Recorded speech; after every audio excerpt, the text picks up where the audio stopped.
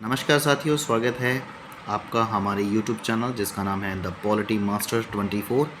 आज हम बात करेंगे एक नई वीडियो के बारे में और जिसका नाम है नीति निर्देशक तत्व, जिसे इंग्लिश में DPSP भी शॉर्ट में बोला जाता है। DPSP की बात करें यानी नीति निर्देशक तत्वों की बात करें तो भाग 4 में इसे शामिल किया गया भारतीय संविधान में, ठीक है। और समिति की बात करें तो इन्हें तेज बहादुर सप्रू की समिति, तेज बहादुर सप्रू नामक एक समिति थी, उसकी सिफारिश के आधार पर संविधान में सम्मिलित किया गया, ठीक है। और अनुच्छेद 36 से लेके 51 तक इसके प्रावधान है, 36 से लेके 51 तक इसका प्रावधान किया गया है। ग्रहण की बात करें तो आयरलैंड के संविधान से इसे ग्रहण किया गया है, आयरलैंड के संविधान से इन्हें ग्रहण किया गया। मुख्य उद्देश्य की बात करें तो मुख्य उद्देश्य था राज्य का कल्याणकारी स्वरूप स्थापित करना, यानी कि सामाजिक, आर्थिक और राजनीतिक रूप से कल्याणकारी स्वरूप स्थापित करना राज्य का, यानी कि आप इंग्लिश में बोल सकते हैं वेलफेयर स्टेट्स, ठीक है। तो वेलफेयर स्टेट्स की स्थापना करनी जिसमें सभी का सामाजिक, आर्थिक और राजनीतिक रूप से क्या हो, विकास हो। चलिए आगे बढ़ते हैं। नीति निर्देश तत्वों के कुछ अनुच्छेद हैं, जैसे कि 36 से लेकर 51 तक हमने बात की है, तो 36 से लेकर 51 तक हम उन्हीं पहलुओं की बात करेंगे। हमने कुछ इंपॉर्टेंट जो पिछले कुछ पेपरों में एग्जाम्स में आए हैं, हमने उनको शामिल किया है। तो देखिए, पहला है अनुच्छेद 36 जिसमें राज्य की परिभाषा दी गई है। राज्य की परिभाषा DPSP के संदर्भ में, DPSP के यानी नीति निर्देश तत्वों के संदर्भ में राज्य की परिभाषा, जैसे कि राज्य की परिभाषा हमने अनुच्छेद 12 में भी पढ़ी है, वो मौलिक अधिकारों के संबंध में है। 36 में नीति निर्देश तत्वों के संबंध में आ जाएगा, 152 राज्य के संदर्भ में आ जाएगा। तो ये कुछ 3 अनुच्छेद हैं जो आपको याद रखने हैं कि जहाँ राज्य की परिभाषा दी गई है, अनुच्छेद 12, अनुच्छेद 36 और अनुच्छेद 152। चलिए आगे बढ़ते हैं। अनुच्छेद 38 में लोक कल्याण की अभिवृद्धि की बात की गई है, लोक कल्याण की अभिवृद्धि की बात की गई है। अनुच्छेद 39A जिसमें स्त्रियों और पुरुषों को समान आजीविका के अवसर उपलब्ध करवाए गए हैं, समान अवसर उपलब्ध करवाए, यानी स्त्री और पुरुष अगर एक काम को करते हैं तो दोनों की आजीविका भी समान रहेगी, ठीक है। इसी प्रकार से अनुच्छेद 40 ग्राम पंचायतों का गठन करने की बात भी नीति निर्देश तत्वों में की गई है। ग्राम पंचायतों के गठन की बात जो की गई है वो अनुच्छेद 40 के अंतर्गत की गई है। आगे है अनुच्छेद 41 जिसमें हमें ये बताया गया है कि काम, शिक्षा और लोक सहायता पाने का जो अधिकार है वो नागरिकों को मिलना चाहिए। अनुच्छेद 42 की बात करें तो प्रसूति सहायता उपलब्ध कराना, यानी कि अगर कोई महिला जिन्हें प्रसूति सहायता चाहिए तो उन्हें उपलब्ध कराने का जो दायित्व है वो राज्य का होगा, ये प्रावधान अनुच्छेद 42 में किया गया है।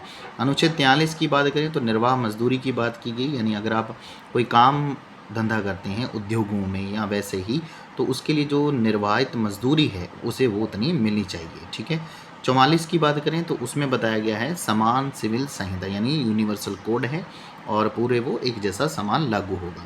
आगे चलिए, अनुच्छेद 45 में 6 से कम आयु के बालकों हेतु प्रारंभिक बाल्यावस्था, यानी 0 से 6 तक बाल्यावस्था, जिसमें बच्चों को उनकी बाल्यावस्था और शिक्षा का अधिकार सम्मिलित किया गया ताकि उन्हें वो शिक्षा प्राप्त हो और उनका बचपन भी सकुशल चले। आगे चलते हैं अनुच्छेद 47 जिसमें पोषाहार का स्तर, जैसे मिड डे मील आपने सुना होगा, जीवन स्तर और लोक स्वास्थ्य का सुधार करने से संबंधित जो प्रावधान है वो स्टेट करेगा। अनुच्छेद 48 की बात करें तो यहाँ कृषि और पशुपालन के संगठन की बात की गई है। 48 में ही गोवध निषेध की ही बात की गई है, ठीक है।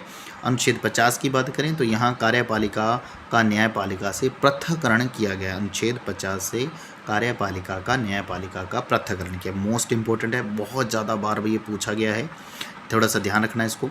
अनुच्छेद 51 की बात करें तो अंतर्राष्ट्रीय शांति और सुरक्षा की अभिवृद्धि की बात करता है अनुच्छेद 51 कि अंतर्राष्ट्रीय शांति और सुरक्षा की अभिवृद्धि बनाए रखे।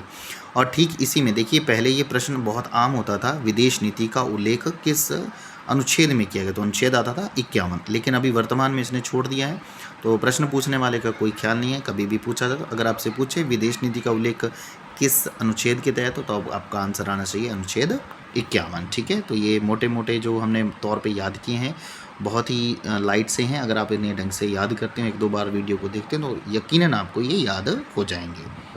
वीडियो में आगे बढ़ते हैं तो अब हम देखते हैं इसमें क्या क्या नया जुड़ा है, यानी कौन कौन से ऐसे संशोधन हुए जिसमें इनको सम्मिलित किया गया। तो पहला देखिए, 42वां संविधान संशोधन, जैसे हम सबको पता है 1976 में हुआ था। इसके तहत नीति निर्देशक तत्वों में 39F, 39A, 43A और 48A नीति निर्देशक तत्वों में नए भागों को जोड़ा गया। तो देखिए बहुत बार ये क्वेश्चन रिपीट हुआ 42वें संविधान संशोधन से संबंधित हो कि कौन कौन से प्रावधान जुड़े हैं, तो आपको याद रखना है 39A, 39F, 43A और 48A को याद रखना है। 44वें संविधान संशोधन जो 1978 में हुआ था मोरारजी देसाई की सरकार के समय में, 39B को जोड़ा गया। 86वां संविधान संशोधन, ठीक है, ये हुआ था भाई, इसमें ये प्रावधान था, जैसे कि हमने पीछे पढ़ा है 45वें संशोधन में, कि हमने पढ़ा था कि सर कि 0 से 6 तक प्रारंभिक बाल्यावस्था और शिक्षा का अधिकार था। अब इसमें संशोधन कर दिया गया, जैसे हमने पढ़ा 86वां संविधान संशोधन क्या था, शिक्षा के अधिकार, तो उसी शिक्षा के अधिकार के तहत यहाँ इस प्रावधान को जोड़ा गया और 6 से 14 तक के जो बच्चों को शिक्षा का अधिकार था, यानी प्राथमिक शिक्षा का अधिकार, वो इसमें शामिल किया गया अनुच्छेद 45 में संशोधन करके। आगे चलिए, अनुच्छेद 97, माफ़ कीजिए, संशोधन जो था 97वां संविधान संशोधन, ठीक है, 43B, यह सहकारी समितियों को संवर्धन किया गया, 2011 में हुआ था। सहकारी समितियों का संवर्धन करना, सहकारी समितियों की स्थापना करना, अनुच्छेद अगर आप भाग याद करेंगे तो भाग 9 आएगा, ठीक है ना, और उसमें ख भाग आ जाएगा, 243